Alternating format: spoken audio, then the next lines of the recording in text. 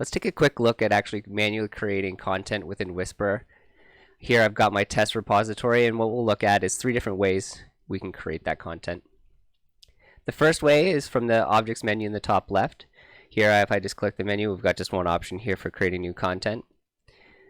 Just note that we're currently on the right hand side. We're looking at a volume, but I'm going to create a new volume. I'm going to start creating a new volume here. We can see that this right hand actually just cleared out, and we're still in the main form within Whisper. The main difference here is that the bottom right button now says new. This indicates to us that we're actually creating new content. If we were actually go back to a piece of information, otherwise the button says save. This means that any changes would be updating an existing piece of information. So let's go ahead and go object new, and it started our creation process for a new volume. So I'm just going to type in a name here for a new volume, where you can see that some of the information in my form has actually already been populated. This is to assist with data entry. So for example, if I'm entering a series of volumes, usually things like primary and secondary, or some of the dates might be the same. So we automatically keep that information from one creation process to the next. As well, we can see we've already got the next barcode in our series as well. Let's throw in the description. And let's just hit new. Here we get the message that the volume has been created. The second way to start the creation process is we can actually just hit the clear button. This does the same thing as the objects new in the top left, and just clears the form for us to start creating a new one, and our button changes to new here, indicating that we're creating a new piece of information.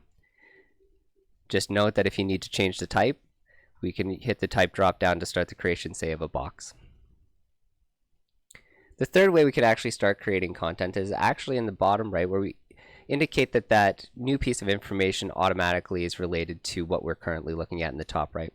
So for example, if I select a new box, if I want to start doing some volume entries that are within this box, we can do this by clicking the plus button in the bottom right.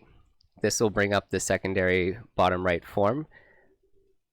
And here we can see that it's already clear. And because we have the box in the top right, we're indicating that this new volume that I'm creating is already related to this box that I'm viewing. So just as we did before, we can see that the bottom right button in this secondary form says new, so that means we're creating a new piece of information.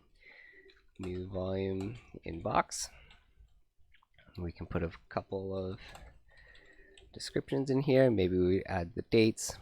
We've already got the next barcode in this series, and again the button says new, so we're actually going to be creating a new piece of information.